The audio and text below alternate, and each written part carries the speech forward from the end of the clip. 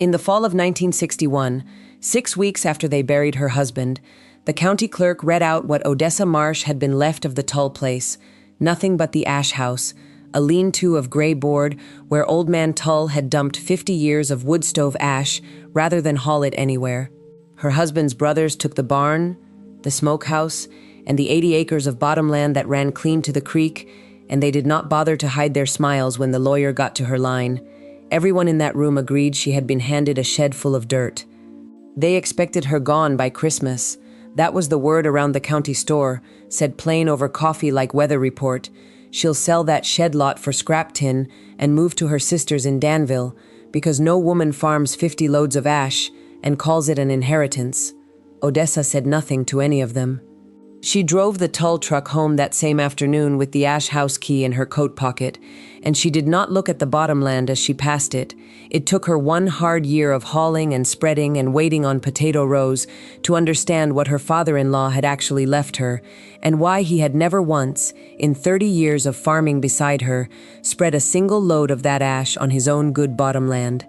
The brothers laughed about it at the feed store for most of that October, the way men laugh about something that cost them nothing. Emmett Tull, the elder of the two, told the man behind the counter that Odessa had gotten exactly what she deserved for marrying into a family with more land than sense, and that the shed would sit there rotting until the county condemned it. Nobody corrected him. Odessa heard it secondhand from the mailman, who told her without much relish because he liked her and didn't like carrying that kind of talk. She only nodded and asked him if he'd seen any rain coming. That was the whole of her answer, and it was the only answer she gave anyone that whole first month, because there wasn't yet anything to say that would have made a difference to men who had already decided what she was. She went out to the ash house the second morning with a shovel and a wheelbarrow that had a wobble in its front wheel, and she opened the double doors to find what 50 years of wood stove burning looked like piled to the rafters. Gray-white drifts, packed hard at the bottom and soft as snow on top, smelling faintly of creosote and old winters. She did not know yet what it was worth. She only knew that it was hers, that nobody else wanted it, and that the ground behind her rented half-acre garden had gone thin and sour for 3 summers running. She filled the wheelbarrow once, just to see how heavy 50 years could be, and she pushed it the length of the yard alone, the wheels shrieking the whole way, while somewhere down the road a truck slowed to watch her and then kept going without stopping to help. Odessa Marsh had married into the Tull family at 22, and for 18 years she had worked land that was never legally hers, planting alongside a husband who loved the ground more than he ever managed to say out loud. When Wendell died of a heart that gave out in the hayfield in August, she had assumed, the way anyone assumes a thing they haven't examined closely, that she would keep at least a corner of what they'd built together. The reading of Old Man Tull's will, Wendell's father, dead 2 years before his son, the estate only now untangled by a slow county lawyer, put an end to that assumption in under 4 minutes. The 80 acres of bottomland went to Emmett and Cal, the surviving brothers. The barn, the equipment, the smokehouse, and its year of cured hams went with them. Odessa got the half-acre the ash house stood on, and the ash house itself, described in the will in Old Man Tull's own crabbed handwriting as the burn shed, contents included. The lawyer had read that phrase, contents included, with a small dry cough, as if apologizing for it. Emmett had not bothered to look at her. Cal had looked at her for exactly as long as it took to decide there was nothing in her face worth studying, then looked away too. She drove home past the turnoff to the bottomland without slowing, though she had driven that road 1,000 times as a wife with a claim to it, and now drove it as a widow with none. The house she'd shared with Wendell sat on rented land 2 miles further on, a 4-room clapboard the Tulls had never bothered to fix up because it wasn't theirs to fix. She had 6 weeks left on that lease, and a bank account that would carry her through winter if she was careful, and nothing broke. She parked the truck, sat with her hands on the wheel for a while, and then walked the 1/4 mile back to the ash house because she wanted to see it before dark, before anyone else's opinion of it could get ahead of her own. The building was gray board gone silver with age, roofed in tin that had rusted through in 2 places, set well back from the main house so the smoke smell wouldn't carry indoors. Old Man Tull had burned wood in that stove of his every winter for over 50 years, and never once, in all that time, hauled the ash away. He had simply shoveled it into the shed behind the stove house and let it pile, season on season, until the shed itself became a kind of monument to 5 decades of cold nights survived. Odessa stood at the door with the key old man Tull's lawyer had pressed into her hand, and she did not go in that first evening.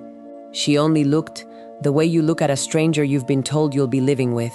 Behind her, far off, she could hear Emmett's truck idling near the barn, could hear him laughing at something Cal said, the sound of 2 men already comfortable in their inheritance. She turned the key in the lock once to be sure it worked, then walked back to the truck in the last of the light, leaving the door closed, leaving the question of what 50 years of ash might be worth to sit undisturbed one more night, the way old man Tull himself had apparently been content to let it sit for half a century without ever explaining why. The lawyer's office had smelled of pipe tobacco and old paper, and Odessa had sat through the reading in a black dress that had belonged to her mother, aware the whole time of Emmett's boot tapping an impatient rhythm against the floorboards behind her. When it was over, Cal's wife, Ruthann, had come up to her in the hallway and squeezed her arm in a way that was meant to be kind, but felt like something offered across a great distance, the kind of comfort you give someone you already consider settled into a smaller life than your own. "You'll manage," Ruthann had said, and then added, almost as an afterthought, "There's no shame in it," which was the kind of sentence that only gets said when shame is exactly what's being implied. Odessa had thanked her and left before her face could do anything she'd regret. Word moved through the county the way it always did, faster than the mail and twice as inaccurate. By the second day, the story at the feed store was that the widow Marsh had been left a shed full of trash and nothing else. That old man Tull must have held some private grudge against her that nobody had ever heard him voice, and that she'd likely be renting a room in town before the first snow. Odessa heard versions of this from 3 different people, who each seemed to think they were the one breaking the news to her gently. She did not correct any of them, because she did not yet have anything to correct them with. What she had was a shed, a key, a wheelbarrow with a wobbling wheel inherited along with everything else, and a garden plot behind her rented house that had grown steadily worse for 3 summers, the soil gone pale and crumbly, the potatoes coming up small and scabbed no matter what she fed the ground. She had asked Wendell about it once, the second summer, and he had frowned and said his father always claimed a garden needed feeding same as a stove needed wood, though he'd never elaborated further, and Wendell had never been a man to press his own father on anything, not even small things. It was that stray memory, more than any plan, that sent her back to the ash house on the 3rd morning with the wheelbarrow and a shovel she'd borrowed from a neighbor, too polite to ask what she wanted it for. She did not have a plan yet, not really. She had a memory, a full shed, and a garden that needed something it wasn't getting, and enough stubbornness left over from 18 years of Tull weather to try one thing before she let anyone in that county decide her next move for her. The wheels shrieked all the way down the yard, and this time she didn't mind the sound, because it was the only sound out there that was entirely her own to make. She spread the first load on the worst corner of the garden, the strip nearest the fence where nothing had come up taller than her ankle in 2 years running. She did it without ceremony, without much hope either, just because it was the only idea she had, and idleness had never suited her.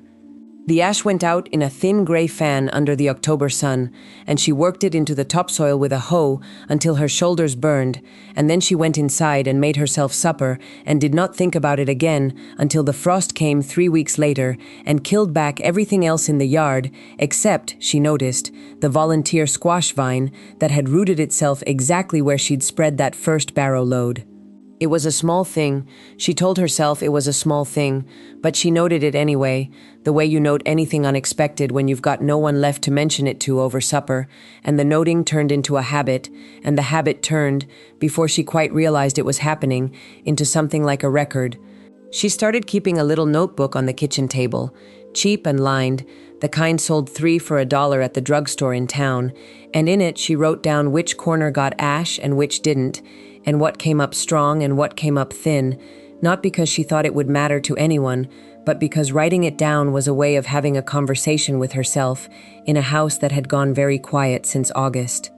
Emmett drove past twice that fall, slow, the way a man drives when he wants to be seen looking without being caught staring, and both times Odessa was out at the ash house with the wheelbarrow, and both times she straightened up and lifted a hand in a wave that was more challenge than greeting, and both times he did not wave back, only sped up a little once he'd seen enough. She did not know yet that what she was doing had a name, that farmers 3 counties over had once burned entire log piles for exactly this purpose and called it good practice, back before the county extension office started pushing bagged fertilizer at every family with a truck and a line of credit. She only knew that the shed was less full than it had been, that her notebook had 4 pages of scratched observations in it, and that for the first time since the reading of the will, she had gone 2 whole days without thinking once about what Emmett and Cal had gotten, and she hadn't. Winter came on hard that year, the way it does in that part of the country when the wind gets a clear run at the fields with nothing standing to break it.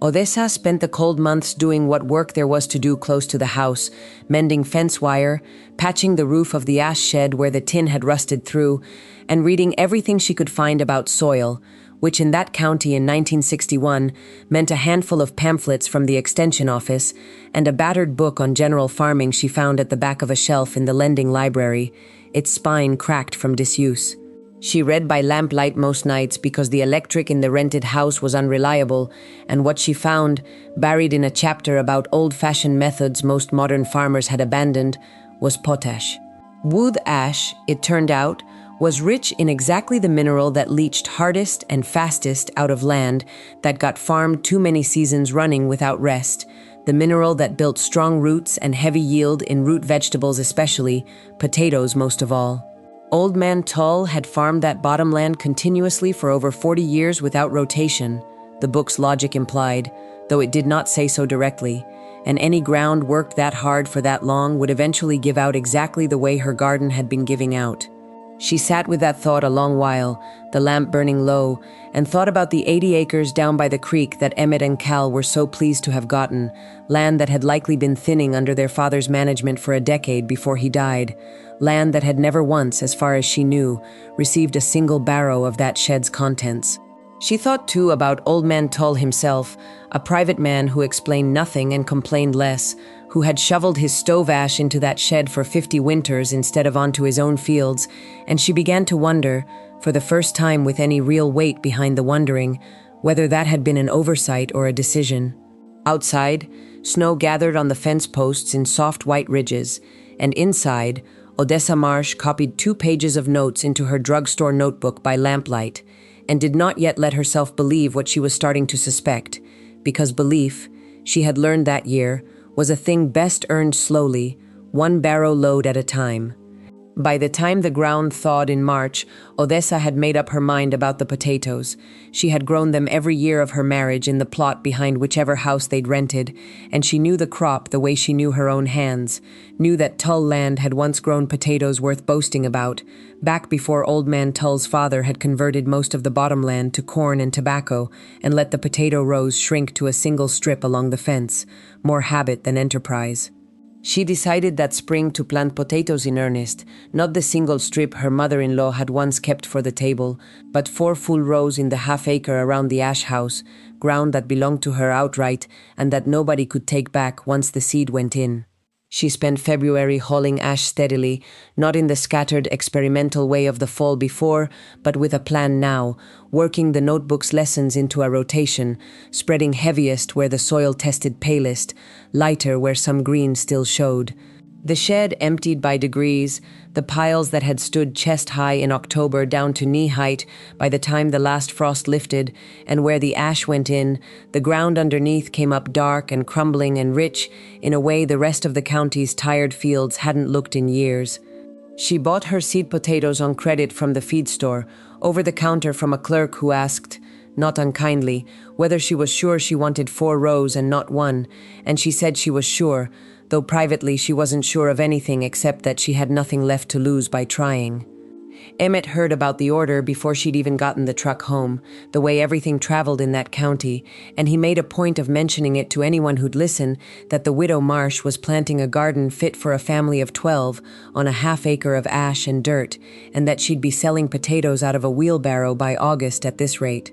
Odessa let the talk reach her the way she let weather reach her, noted, endured, and then set aside in favor of the work in front of her. She planted in April, on her knees in the cool ground with her sleeves rolled to the elbow, pressing each seed potato into a furrow that smelled, faintly and not unpleasantly, of wood smoke long since gone cold, and when she finished the 4th row and sat back on her heels to look at what she'd done, she found she was not thinking about Emmett, or Cal, or Ruthan's careful pity at all.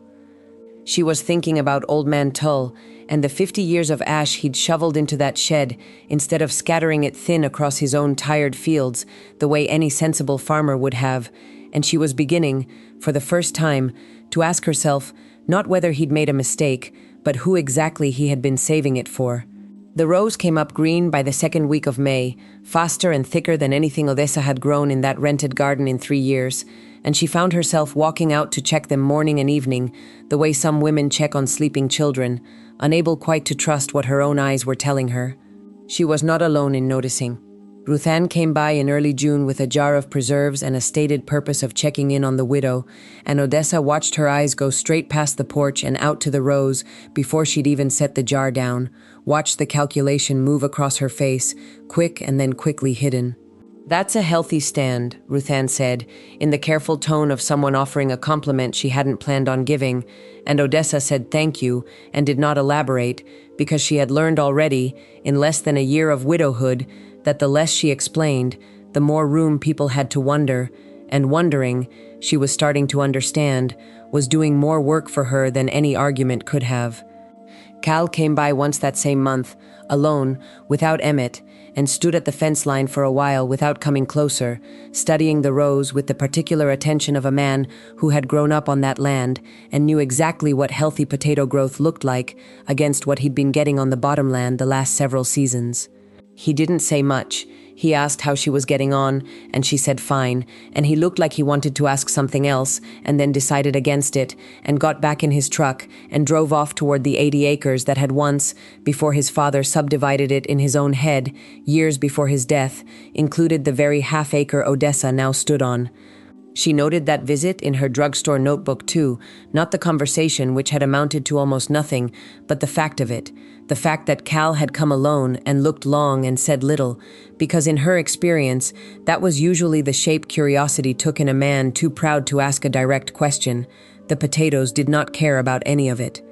They kept growing, indifferent to pride and inheritance and the small human dramas playing out along their fence line, pushing their pale flowers up into the June sun, while underground, unseen, unremarked on by anyone but the woman who tended them, they were doing exactly what Old Man Tull's ash, and whatever reasoning had made him hoard it instead of spend it, had apparently always intended them to do. It was in July, during the worst of the summer dust, that Odessa found the tin box. She had been clearing the last corner of the ash shed, down now to bare board and the packed gray residue of decades that no amount of shoveling had quite reached before, when her shovel struck something harder than ash and duller than tin roofing. She knelt and dug with her hands, the way you dig for something you already suspect matters more than the ground around it, and pulled free a small metal box, rusted at the seams, wrapped inside an oilcloth gone stiff and brittle with age. She did not open it there in the dust and heat. She carried it inside, set it on the kitchen table where her notebook usually sat, and looked at it for a long while before she worked the latch loose with a table knife, the hinges shrieking almost as badly as the wheelbarrow wheel had all that autumn before. Inside, wrapped in a second layer of cloth, she found a stack of papers gone soft and brown at the edges, and beneath them, folded flat, a hand-drawn map of the Tull property in Old Man Tull's own crabbed hand, the same hand that had written contents included in his will.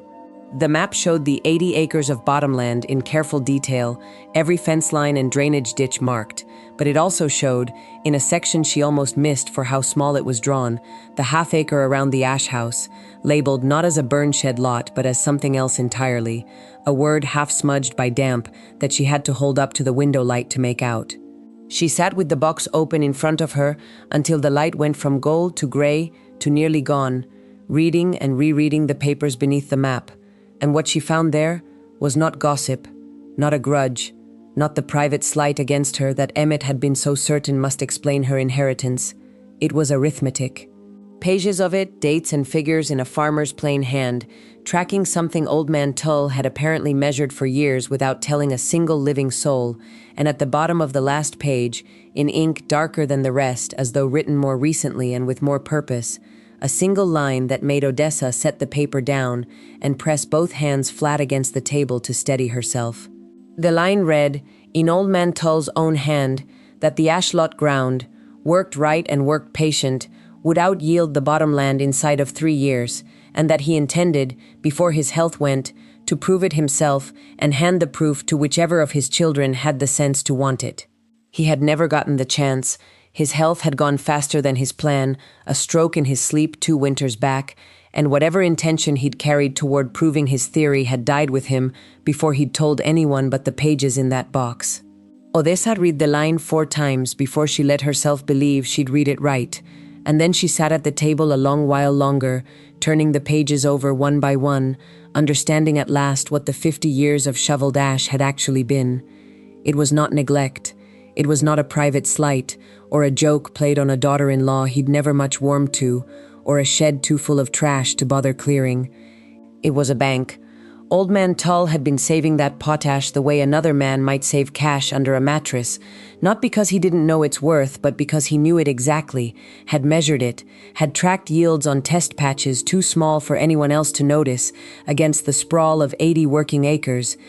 and had left it, all 50 years of it, sealed inside a shed that his sons had been laughing about all autumn, without once wondering why their father, a careful man in everything else, had let so much accumulate in one place, instead of spreading it thin, the way common practice would have suggested. She did not know yet why he had left the discovery to her specifically, rather than to Wendell, or to no one at all, but she had a guess forming already, low and unspoken, and it had to do with the 18 years she had spent working land that was never hers, without complaint, without ever once being asked whether she wanted to.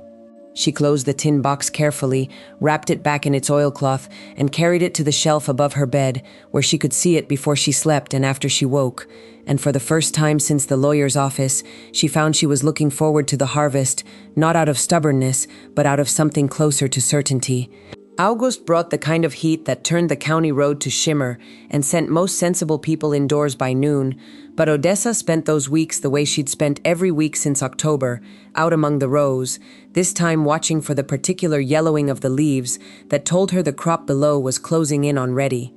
She had read enough by then, in the extension pamphlets and the old farming book both, to know that a potato harvested too early gave up half its weight for nothing, and she was not about to let impatience cost her what 50 loads of ash and a winter of reading had bought her. She waited. The waiting was its own kind of work, the hardest kind for a woman who had spent a year proving something to a county that hadn't asked to see proof, but she made herself do it, checking the plants each morning, resisting the urge to put a fork to the ground before the vines had properly died back the way the books said they should. Emmett drove past twice that month too, same as the fall before, slower each time, and on the second pass he actually stopped the truck at the fence line, engine idling, and looked out over the 4 rows for the better part of a minute before driving on without a word to her, though she'd been standing not 30 feet away hanging wash on the line. She let him look. She had nothing to hide from him, and increasingly, very little left to prove. What she had was a tin box on a shelf above her bed, with Old Man Tull's own reasoning laid out in his own hand, and 4 rows of potato plants standing taller and greener at the end of August than anything growing on the bottomland Emmett and Cal had been so pleased to inherit. Where the corn, she'd heard secondhand from the same mailman who told her everything, had come in thin that year, thinner than the year before, though nobody down at the feed store seemed willing yet to say the word exhausted out loud about ground the Tulls had always considered their best. She thought about that word often that August, exhausted, and thought too about how a piece of land could be worked so hard for so long that it forgot, in some slow mineral way, how to give anything back, and how a shed full of ash, patient and unglamorous and mocked all autumn as a widow's foolish burden, had turned out to be the one thing on that whole property that remembered exactly what the ground needed and simply waited, 50 years if it had to, for someone willing to spread it. She dug the first row on the second Saturday of September, alone, before dawn, because she wanted to know what she had before anyone else's opinion could get tangled up in the knowing. She worked with a fork instead of a shovel, easing each hill up from underneath the way the old book had instructed, careful not to bruise what she found, and what she found, hill after hill down that first row, was potatoes bigger and more numerous than she had grown in 18 years of marriage, smooth-skinned and heavy in her palm, 3 and sometimes 4, to a hill where she'd have counted herself lucky for 2 in the old rented garden. She filled 1 bushel basket, then a second, working faster now, the dawn light climbing pink over the fence line, and by the time the sun was fully up, she had 6 full baskets sitting at the row's end and had not yet reached the halfway mark. She sat back on her heels in the dirt, potato stained to the elbow, and allowed herself, for the first time since August of the year before, something that felt uncomfortably close to joy, an emotion she had mostly set aside since Wendell's death as a thing that belonged to a life she no longer had access to. A truck slowed on the road behind her, and she didn't turn to see whose it was, because for once it didn't matter. Let them look, let them count the baskets from the road if they wanted to, and carry the count back to the feed store however they pleased. She had Old Man Tull's own figures on a shelf above her bed, and now she had baskets in the dirt to match them, and the two things together were worth more to her than any explanation she might have owed the county for a year of quiet, stubborn work nobody had asked her to do, and nobody, until that morning, had believed would come to anything. By the end of the second week, she had all 4 rows up and counted, and the number, when she finally sat down with her notebook and did the arithmetic Old Man Tull himself would have approved of, was not close. It was not a modest improvement over what the bottomland typically produced per acre. It was, by her own careful count, and then a second count to be sure the first hadn't been wishful, close to double, and in some of the heaviest hills, more than double, yields that she had never seen in that county, in her 18 years of farming it, yields that made the extension pamphlets' optimistic estimates look conservative. She did not announce it. She had learned enough by then about how talk moved through that county to know that an announcement would only invite argument, doubt, and the kind of visits from Emmett that would end in him standing in her garden, explaining to her why she was wrong about her own harvest. Instead, she did what Old Man Tull himself had apparently done for 50 years. She kept records, precise and dated, and she let the baskets speak for themselves when the county co-op scales weighed them in. The co-op manager, a heavyset man named Purdy who had weighed every farmer's crop in that county for over 20 years and had seen every kind of yield, good and bad, looked twice at the ticket he wrote for her, then looked at her, then asked, not unkindly, whether she'd gotten new seed stock from somewhere special. She told him no, same seed anybody could buy on credit at the feed store, and left it at that, and watched him turn the number over in his head the way a man turns over a fact he can't quite fit into what he thought he knew. Word of the ticket reached Emmett within 2 days, the way everything reached Emmett eventually, and this time, for the first time since the reading of the will, he did not laugh when he heard it. Cal came alone again, the 3rd week of September, and this time he did not stop at the fence line. He walked up the path to the ash house itself, past the empty shed with its floor swept clean for the first time in half a century, and found Odessa in the yard sorting seed potatoes for the following spring into a smaller batch than the rest, the ones she intended to hold back and plant again. He stood there a while, hat in hand, looking at the swept shed and then at the rows, now cut back to stubble, and then, finally, at her. He asked her straight out, in a voice that had none of Emmett's edge in it, how she'd gotten yields like that on ground that had grown nothing but weeds for the 3 years before she took it over. Odessa considered him for a moment, weighing what she owed him against what she'd learned about keeping her own counsel, and decided, because he had come alone and asked plainly and never once, in the whole year past, joined in the laughing at the feed store the way his brother had, that he had earned at least part of an answer. She told him about the ash. She did not tell him about the tin box. Not yet. Not that day, because that was a thing she was still holding close, still turning over in her own mind at night before sleep. But she told him about the potash, about the reading she'd done over the winter, about 50 years of stove ash finally finding its way into ground that needed it. Cal listened without interrupting, and when she finished, he looked out over the stubbled rows for a long moment and said, quietly, that his father used to say the ash house wasn't going anywhere, and neither was what was in it, and that he'd never once, growing up, thought to ask his father what he'd meant by that. Odessa said nothing to that. She only nodded and let him stand there a while longer with whatever he was working out in his own mind, and did not tell him that she suspected his father had meant a great deal more by that sentence than either of them, until that September afternoon, had ever fully understood. It was 2 weeks after Cal's visit that Odessa finally sat down one evening and read every page in the tin box straight through, start to finish, rather than the scattered rereading she'd been doing all summer whenever a particular figure needed checking against her own notes. What she found, reading it whole for the first time, was not just arithmetic but a kind of letter, though Old Man Toole had never addressed it to anyone by name, written instead in the plain, undecorated style of a man who had spent his whole life more comfortable with numbers than sentiment. He had begun the ashlot experiment, the pages showed, nearly a decade before his death, on a corner of ground he'd quietly set aside without telling either of his sons, testing potash rates against yield the way a more educated man might have run a proper agricultural trial, except Old Man Tull had no education past the 8th grade and had worked the whole thing out through patient trial, one small plot at a time, over years nobody else had noticed, because nobody else had been looking. The later pages grew more personal, though never sentimental. He wrote that he did not believe either Emmett or Cal had the patience for the ashlot method, not because they lacked sense, but because the 80 acres gave them enough, easily enough, that neither had ever needed to learn to coax more out of less.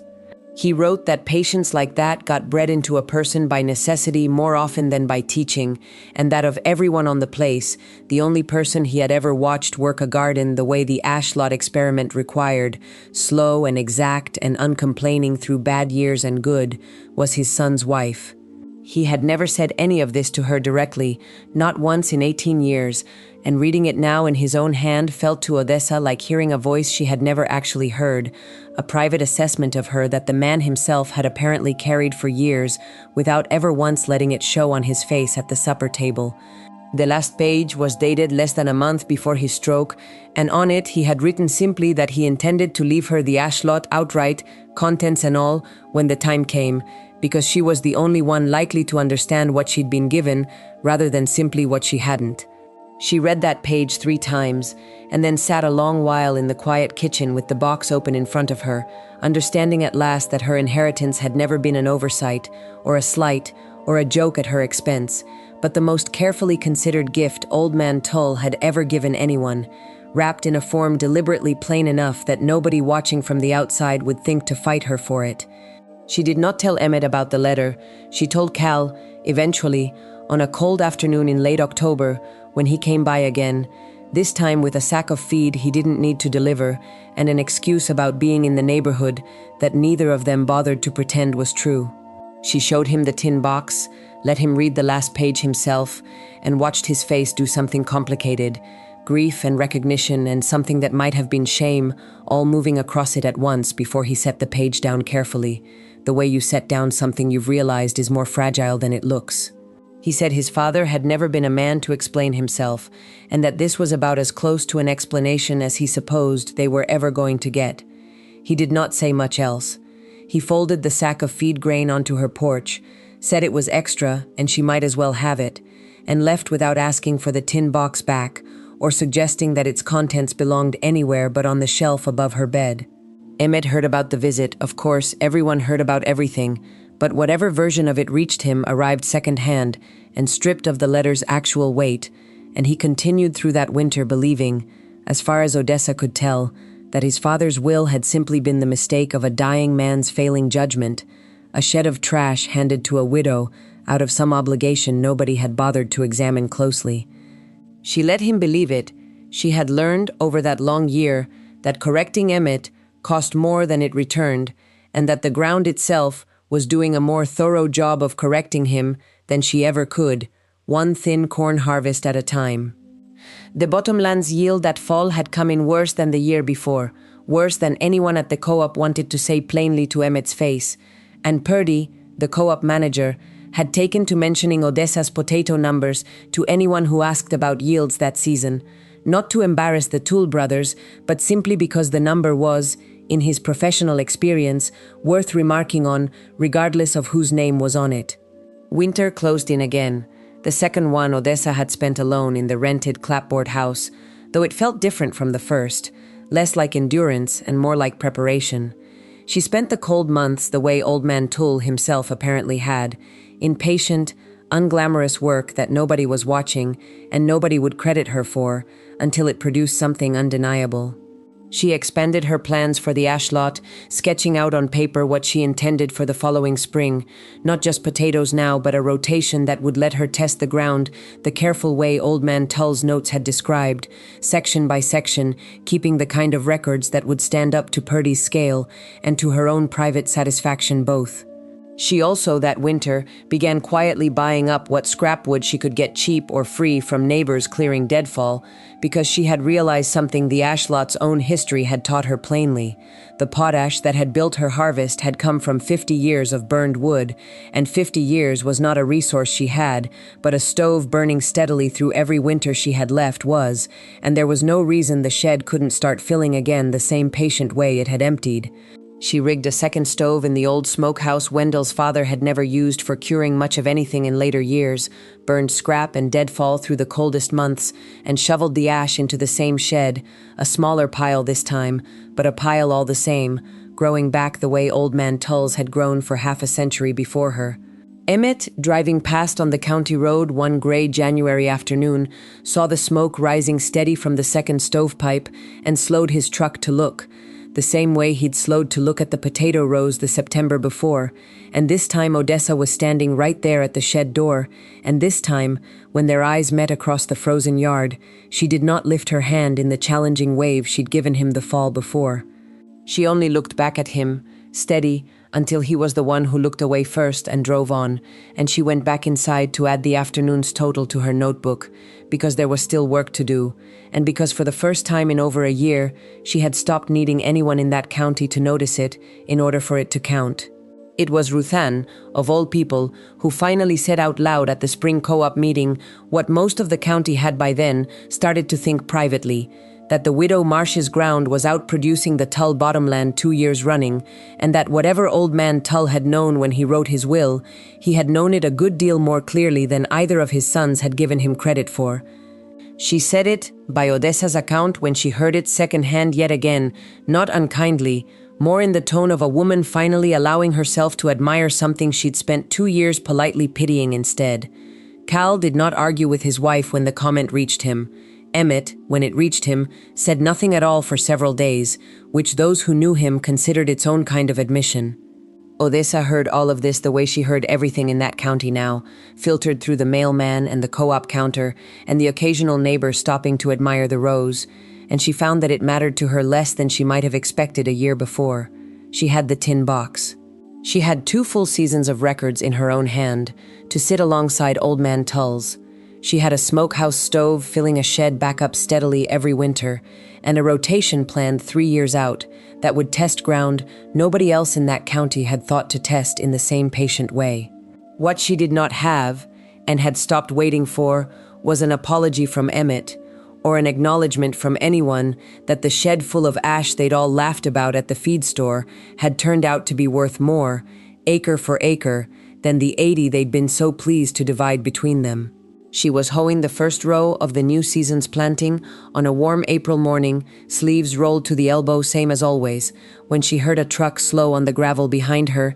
and turned to find, for the first time in a year and a half, that it was Emmett who had stopped, and that he was standing at the fence line with his hat in his hand, looking, for once, like a man who had come to ask a question rather than deliver a verdict.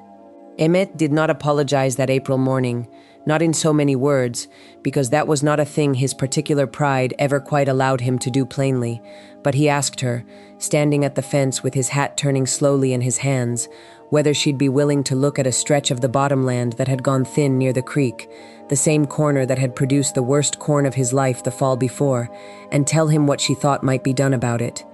Odessa considered him for a long moment, the hoe still in her hand, remembering the feed store laughter and Ruth Ann's careful pity and the truck that had sped up rather than stop the first time she'd waved at him from this same fence line, and she found, somewhat to her own surprise, that she did not want to make him work for the answer the way she might have a year before. She told him about the ash, the same plain explanation she'd given Cal months earlier, and she told him because enough time had passed that the telling no longer felt like handing over something she needed to protect, about the tin box and what it contained, though she left out the specific line about patience being bred by necessity, because that particular sentence, she had decided, belonged to her alone. Emmett listened the way Cal had listened, without interrupting, and when she finished, he looked out over her rows, now cut in careful strips exactly the way Old Man Tull's early test plots had been laid out, and said, quietly, that he supposed his father had always been smarter than either of his sons had wanted to admit while he was alive to hear it. It was not quite an apology. Odessa did not need it to be. She told him he was welcome to as much ash as her stove could produce, that she had more than she needed most winters now, and that if he wanted to try a test strip near the creek the way his father once had, she'd show him how she kept her records so the numbers would mean something at the end of it. He thanked her, put his hat back on, and left, and she stood at the fence a while after his truck had gone, looking out over ground that had been, 18 months before, the least wanted half-acre on the whole Tull property, and was now, by any measure the county co-op scale could offer, the most productive. She did not turn the ash lot into a spectacle. That was never the kind of vindication she wanted, and by the third spring she had stopped needing the county's attention at all to feel the weight of what she'd built. She kept farming the half-acre the same patient way, rotating test strips, keeping her notebook, filling the shed back up each winter one stove load at a time, and teaching when asked, whoever asked plainly, and came without an audience to perform for. Cal's boy, 12 that year and curious about everything, spent a Saturday that June helping her spread a fresh load along a strip that had never been tested, and she found herself explaining to him, patiently, the same arithmetic Old Man Tull had worked out alone over a decade of quiet trials, and she realized, watching the boy's face as he understood it, that this was likely closer to what Old Man Tull had actually wanted than any single harvest or any grudging visit from Emmett at the fence line.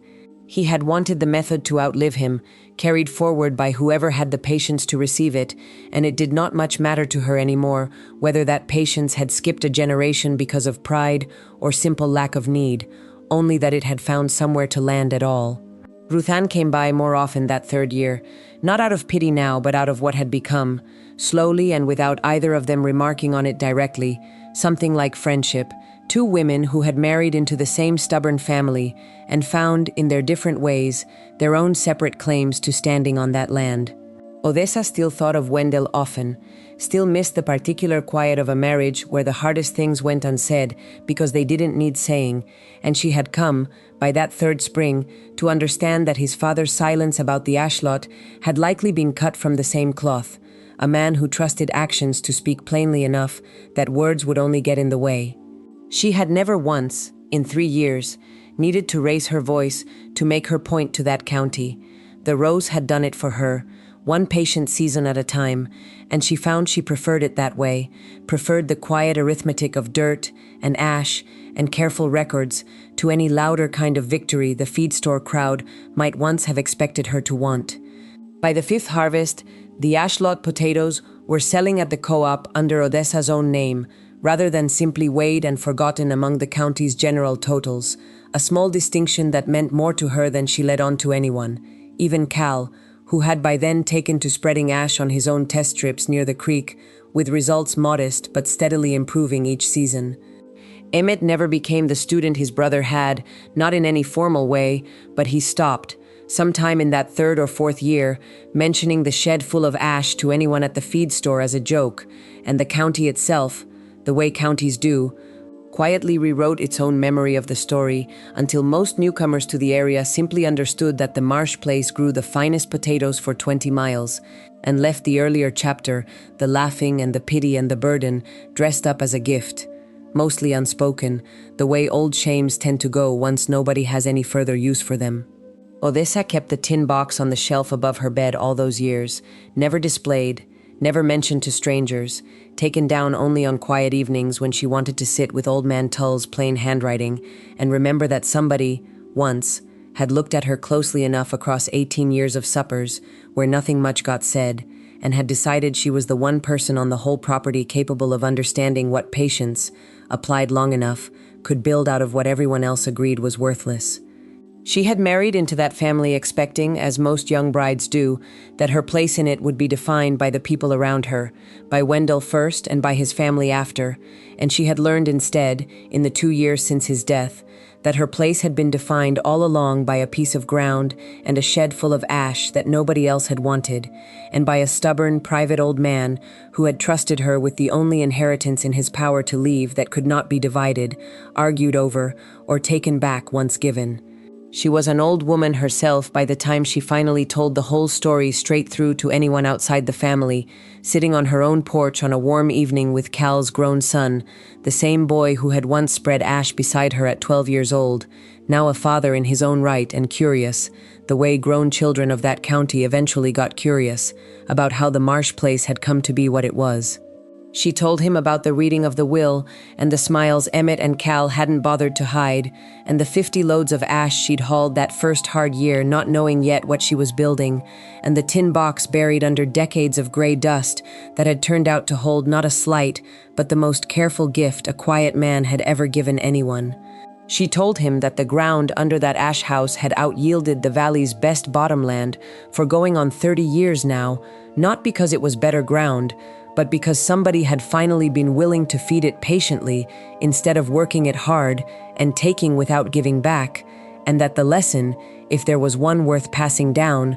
had less to do with potatoes than with the particular kind of faith it took to spread 50 loads of something everyone else called worthless across ground nobody believed in, and then wait, without proof, without applause, for the only kind of vindication that had ever really mattered to her, which was not being right in front of the county, but seeing, finally, in her own rows, in her own dirt-stained hands, exactly what Old Man Tull had trusted her to find.